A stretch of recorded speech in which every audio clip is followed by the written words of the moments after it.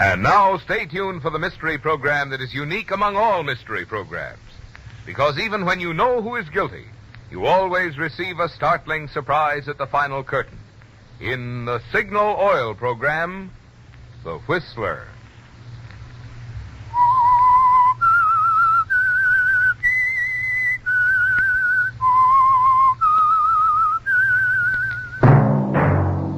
Signal, the famous Go Farther gasoline, invites you to sit back and enjoy another strange story by The Whistler.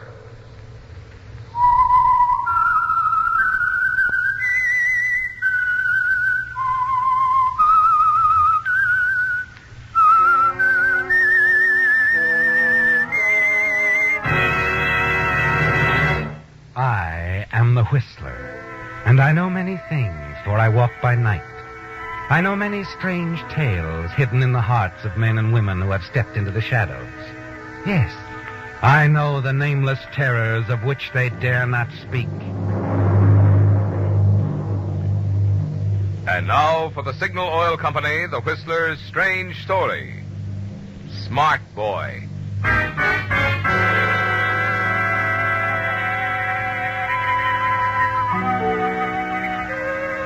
Carl Maxim sat waiting in the paneled outer office of Marty Randall Enterprises.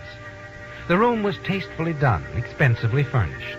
At the lone desk in the far end of the room sat a tasteful, expensive secretary, a harmonious addition to the rest of the furnishings.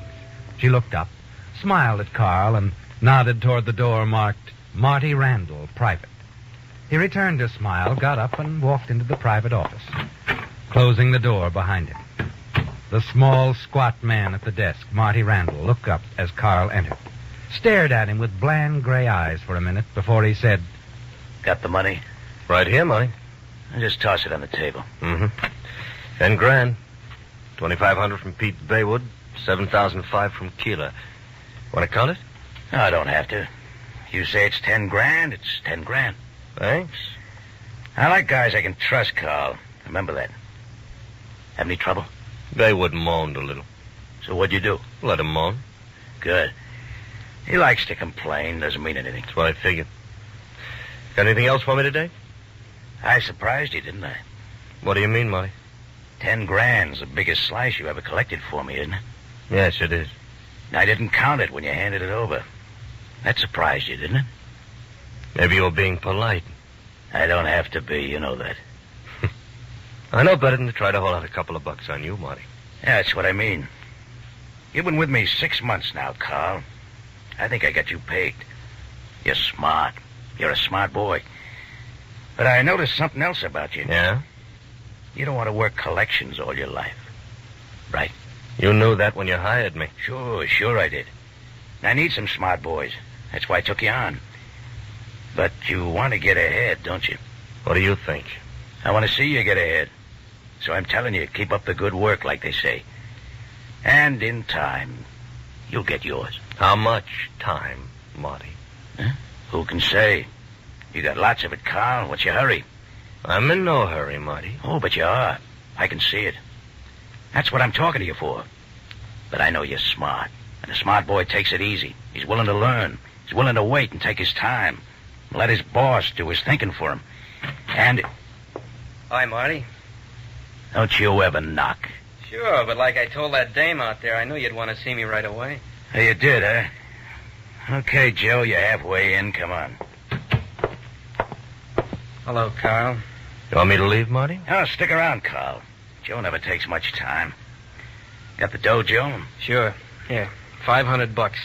Any trouble collecting? You know me, Marty. Joe Roach never has no trouble. Like clockwork. This all of it? Sure, 500.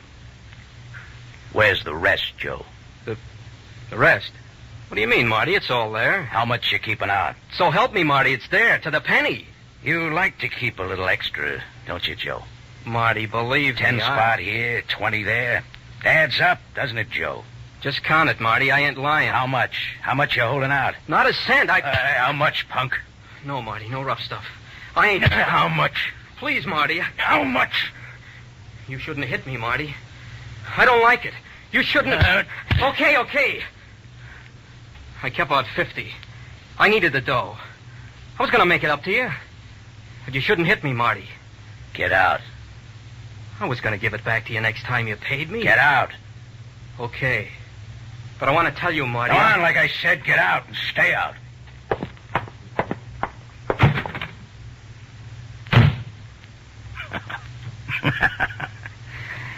For a lousy $50, he's a punk.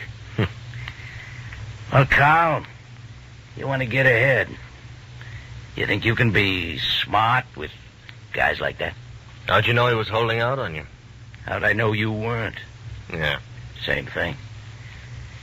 Now, where were we? You were saying I should take my time, Marty. Oh, yeah, that's right. Yeah, but how long? How long till I can make a move up? When do I do more and talk a penny ante bookie out of a couple of bucks?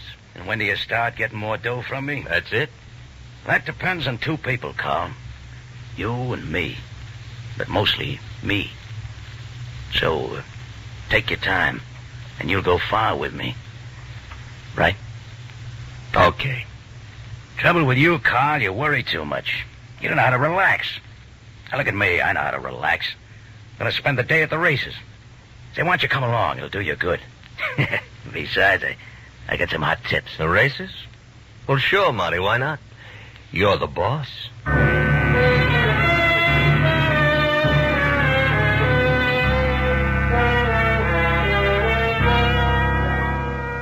Well, Carl, there it is. There aren't going to be any shortcuts to easy money in Marty Randall Syndicate. You're going to be an ordinary collection man for, how long, Carl? Marty says that's up to him, that you should be patient, bide your time. But you have other ideas, haven't you, Carl? You want money, lots of it. And if you can't make it with Marty, you'll have to find some other way. And then that afternoon at the track... Hey, you won. See that, Carl? I told you I had this race figured. Hey, by 2 lengths, Marty, and a 20-1. This is my day, kid. Let's see, I had $2,000 at the window. I bet $1,000 with Willie Burke on the side. 20-1, that's $60,000. Hey, you brought me luck, Carl. I'm going to the clubhouse and celebrate. Hey, what about your money? Oh, you can collect it for me. Oh. Here, here's the tickets.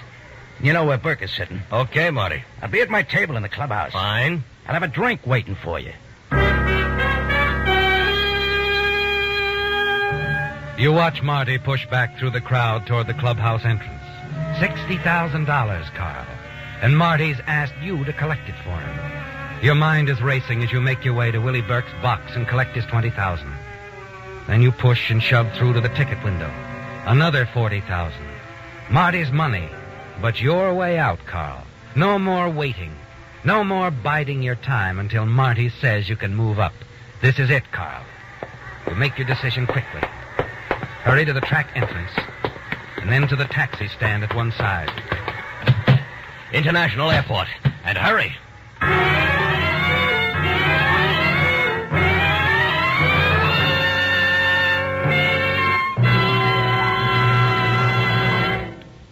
Do you know how quickly your car can accelerate in an emergency? Do you know how steep a hill it can take in high without pinging? The chances are you don't know if you haven't tried Signal Ethyl. For there is a gasoline, a premium quality gasoline, engineered to bring out the best in any car. Yes, regardless of whether your car was bought this year or 10 years ago. If you like to feel your motor spring to life on cool mornings the moment you touch the starter, Signal Ethyl is for you. If you thrill to pick up what makes other drivers sit up and take notice, Signal Ethyl is for you. And if you enjoy smooth, effortless power that lets you soar down highways and up hills without shifting or pinging, Signal Ethyl is for you. It's a fact. Many drivers have no idea what really smart performance their car could deliver. But there's an easy way you can find out. Just try a couple of tankfuls of Signal Ethyl, the premium quality gasoline that brings out the best in any car.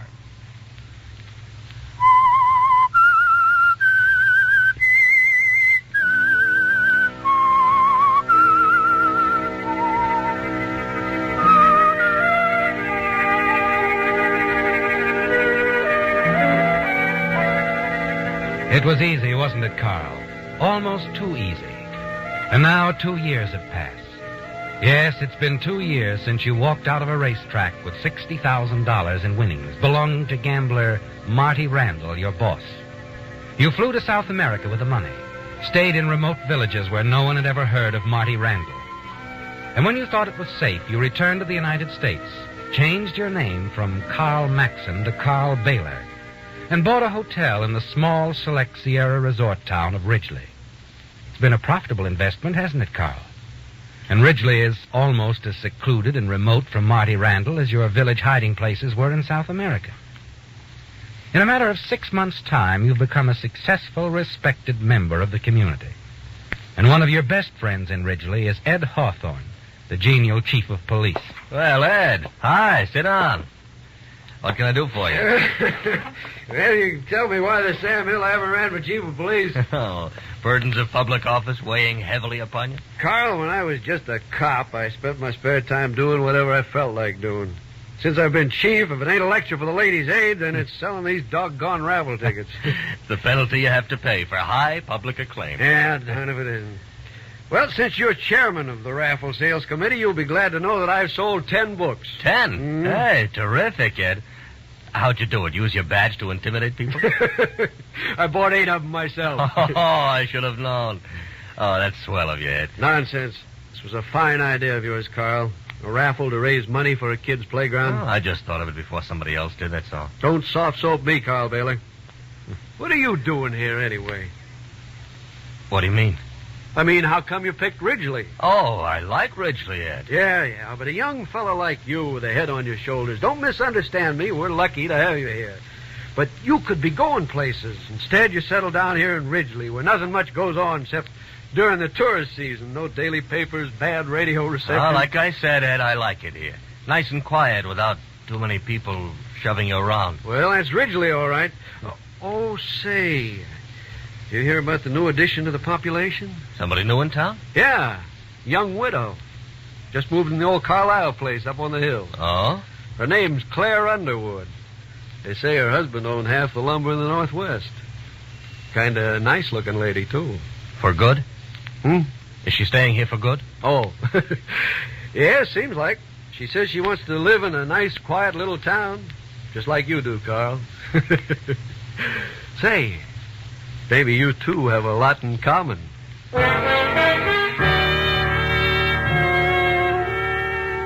You smile at Ed, a smile that disguises your real thoughts. Thoughts about Ed's dullness, his plodding, slow-witted manner. Under ordinary circumstances, you'd never have made friends with him, would you, Carl? But hiding from Marty Randall changes all that. And Ed said something that interests you a great deal, hasn't he? Yes. The thought of a wealthy widow settling in Ridgely is very interesting. You decide to lose no time investigating Claire Underwood. That afternoon, you drive over to the old Carlisle place that she's taken, one of the town's largest mansions. Mrs. Underwood? Yes? I'm Carl Baylor. I was just passing by and thought I'd say hello. Welcome to Ridgely. And can I be of any help to you getting settled? Well, how nice of you. Won't you come in? Thank you. I'm afraid the place is still in a mess. Well, maybe you could use some expert assistance. Indeed, I could. You see, my help won't arrive till this evening, and I'm rather at a loss. Still, I hate to impose. Oh, nonsense. I have a motive, you see. I hope to sell you some raffle tickets. Well, I hate to spoil your crafty plan, Mr. Baylor, but your chief of police tried the very same thing yesterday. Ed Hawthorne, I might have known. I bought 2 books from him. But don't be discouraged. There's still plenty of work to be done. Uh-oh. There are some heavy packages in the hall that should be carried to the attic. The drapes haven't been hung. The dishes aren't unpacked yet. And... What did Chief Hawthorne do here yesterday, anyway? Well, he sat on a very comfortable box and gave me a thumbnail sketch of everybody who lives in Ridgely. For instance, Carl Baylor owns the hotel. He's lived here for some months, and the town is very lucky to have him. Did he also tell you he doubles as my press agent? He didn't have to. I'll bet he didn't mention our village custom either. Which one is that? Why, when a charming newcomer arrives in Ridgely, it's the duty of the town's innkeeper, that's me, to take her to dinner. Strange. Chief Hawthorne didn't say a word about that. Oh, but it's true. Now, you wouldn't want to break a tradition, would you? Oh, my goodness, no. Fine. Well, then now, put me to work. See if I care.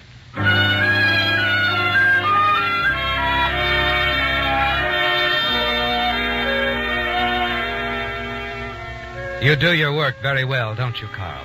Marty would be proud of the way you're taking his advice, biding your time with Claire Underwood. For the next 2 weeks, you help her get settled, introduce her to your friends, and the two of you spend many evenings together. Yes, Carl, you're doing a good job of groundwork. As the weeks pass, you're sure Claire's beginning to fall in love with you. And you'll take it easy, won't you, Carl? Play it safe. So that one day Claire and her fortune will be yours. Things are going well, aren't they? And then one night, you return to your hotel after a date with Claire. You start through the bar on your way to your office. Well, well, if it ain't my old friend Carl. Well, who is... Joe. Joe Roach. Small world, ain't it? What are you doing here? Sitting at the bar having a drink. Want one? No, I don't. How about coming into my office? You got one? Yeah. Sure, don't mind if I do. This way? Right in here. Well, you got an office and everything. You the manager? I own this hotel, Joe. Oh, and the name is Baylor, Carl Baylor. Yeah? You know, you look pale, Carl. Real pale. What brought you here, Joe? Nothing. Just drifting. Mm-hmm. How's Marty? Marty? Yes, what's he doing now? Funny you'd mention Marty, Carl. Is it? Yeah, he'd like to see you. Mm-hmm. He'd like to see you a lot. He would? I understand he's always asking about you. Nobody knew where you went when you skipped out with his money. Marty's willing to pay a nice piece of cash to know where he can find you. Yeah. Funny thing. You know, Marty don't like me. Yeah, but I could work for him again. I could do it real easy. I just tell Marty where you are, and everything is hunky-dory. Is that what you're doing here, keeping out of Marty's way, huh? Yeah, just like you, Carl. Only there's a difference. I can go back if I tell Marty where you are. How much, Joe? Bet Marty will be real tickled to get his hands on you. How much? Marty will want to pay me something for bringing him the news. Marty can be real generous when he wants to. How much do you want from me, Joe? I'm your pal, Carl. We can make a deal. I won't turn you over to Marty. I'll stay right here in this town. And you can pay me $500 a week just for staying here. I can't afford it. It's worth it to you, Carl. I'll be right here. You won't have to worry about me blabbing. Just $500 a week. Now, look, All right, Joe. Good. You know, you ought to thank me. I'm doing you a big favor. Yeah. But get this. There's an empty room in this hotel next to mine. That's yours. Daytimes, I want you to stay in that room. The town pretty much folds at night. You can go out a little then. But keep out of sight and don't talk to anybody, see? Suits me. I can use a vacation. Nice, secluded place. I mean it, Joe. Daytime, stay out of sight, understand? Take it easy, Carl. Don't forget, I just gave you the biggest break you'll ever have.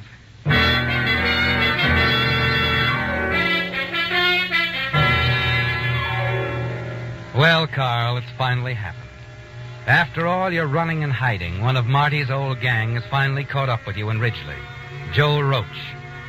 You can't afford the $500 a week it will cost you to keep Joe from telling Marty Randall where you are. But if Marty should find out, it'll cost your life, won't it, Carl? And keeping Joe out of sight, unnoticed in Ridgely, is not a simple problem either.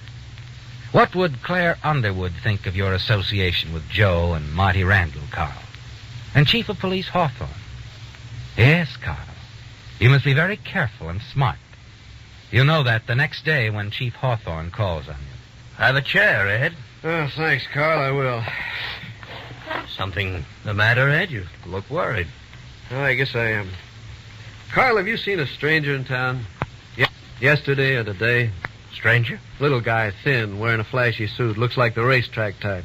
No, Ed, I can't say that I have. Why? Well, I saw him this morning coming out of your hotel. Out of here? Yeah. That don't mean anything, of course, but he's the kind of fellow you notice, you know. I didn't like his looks. Something kind of familiar about him, too. Familiar? Yeah. You think you know who he is? No, but I've seen his face somewhere before. Oh. I guess I've taken my job too seriously. But I don't like characters like that in Ridgely. You're sure he isn't registered at your hotel here? No, I haven't seen anyone fits that description, Ed. Maybe he was just driving through, stopped here for a few minutes to eat or something. Yeah, maybe. Carl. Hmm? You sure you don't have something to tell me? Because if you're in trouble of any kind, I'm your friend. No, Ed, I don't have anything to tell you. I'm in no trouble. Okay, Carl. If you see this fellow, let me know, huh?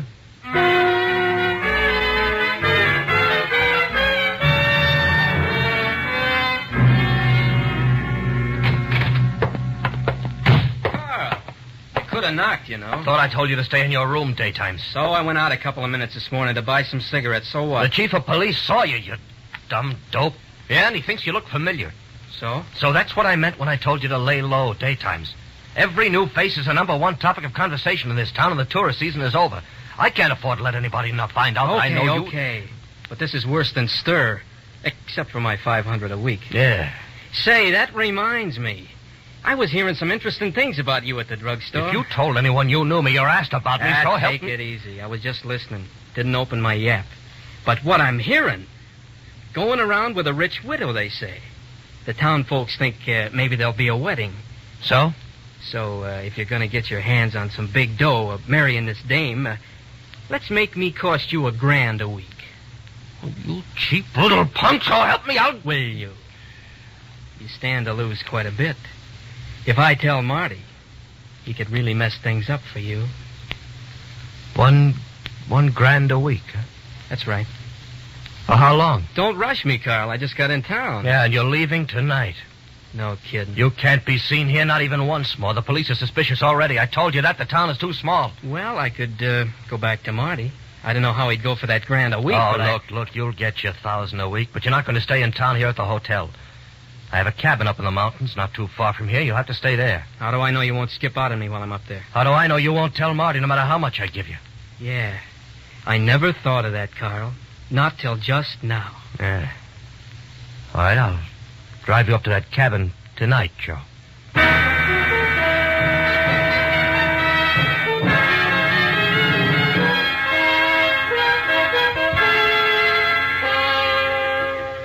You're sure of what you're doing now, aren't you, Carl?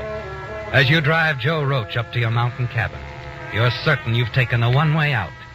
Yes, Carl, there's too much at stake. Your whole future, your hotel, Claire Underwood, her money that you intend to marry. You won't risk losing that, will you? And Joe Roach is the one remaining link between you and Marty Randall. You're going to kill Joe, aren't you, Carl? It's the only way you can be sure that your past is dead.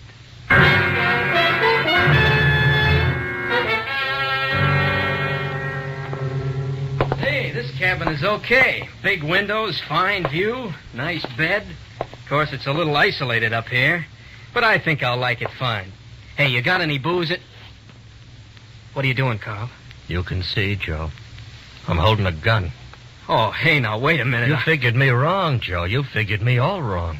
Oh, please, Carl, look. I'm all set, Joe. Own a nice little hotel in a resort town. Lots of miles between me and Marty Randall. We can make a deal, Carl. Anything you say. Everybody likes me in Ridgely, Joe. They respect me. I'm making good money.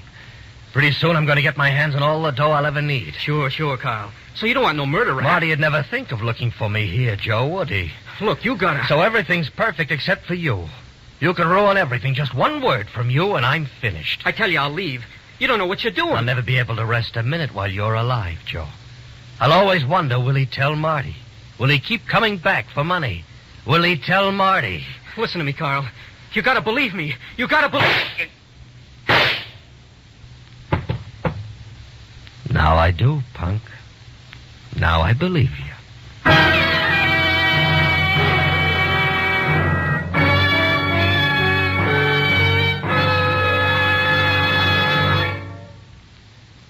Many of you who aren't planning to get a new car are giving some serious thought these days to how to make your present car last as long as possible.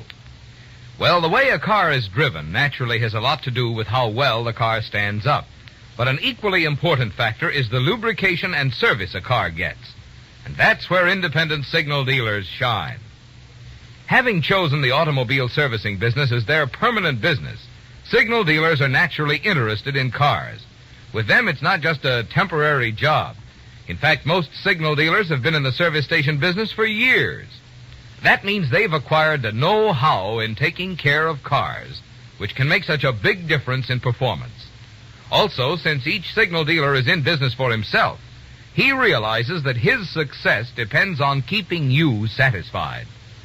Because this conscientious type of personal service can add a lot to your car's life and your driving pleasure, it's another mighty good reason why each day more and more drivers are switching to Signal, the famous Go Farther gasoline.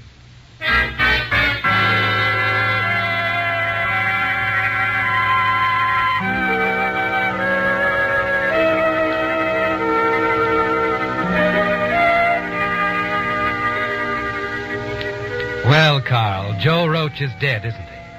And with him, you're sure that your past is dead, too. You're certain that Marty Randall will never find you and kill you for running out with his $60,000. With Joe Roach out of the way, you're sure you're in the clear. Free to marry Claire Underwood and her money. Free to live your life out undisturbed in the quiet little town of Ridgely. The gun that killed Joe Roach is still warm in your hand as you move toward his body. All right, Carl. Ed? Put that gun down. Ed Hawthorne, how did you I find... saw the whole thing through the cabin window, Carl. I wish I hadn't seen it, too, believe me. Oh, I guess there's nothing I can say. Nothing except why you did it? Oh, it was blackmail, Ed. Just plain blackmail. I wish you'd told me you knew this man. This wouldn't have happened. I could have taken him off your hands, Carl. You could have what? I told you this guy, Joe Roach, looked familiar to me. And I told you I was suspicious of him. Yeah, I remember. I did some checking, then I set a wire. Tonight I got my answer. I was on my way to your hotel to tell you when I saw you drive out of town with him in your car. I followed you. Thought he might be troubling you some way. And I wanted to arrest him. You mean you came up here to arrest Joe? Yes. For murder. For murder? That's right. A year ago, Joe Roach shot a guy in the back. A big-time gambler. Name of Marty Randall.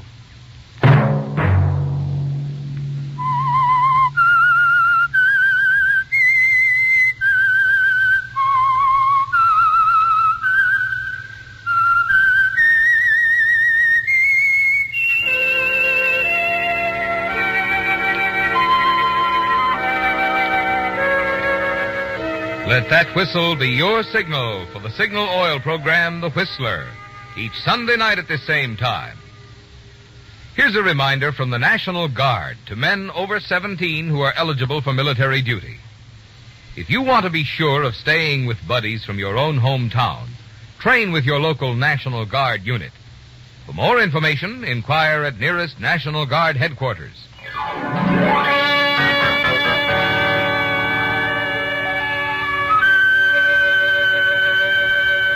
Featured in tonight's story were Bill Foreman, Larry Dobkin, Jack Smite, and Tom Tully.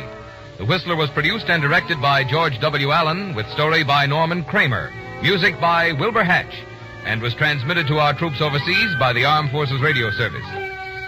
The Whistler is entirely fictional, and all characters portrayed on The Whistler are also fictional. Any similarity of names or resemblance to persons living or dead is purely coincidental. Remember at the same time next Sunday, another strange tale by The Whistler. Marvin Miller speaking for the Signal Oil Company. This is CBS, the Columbia Broadcasting System.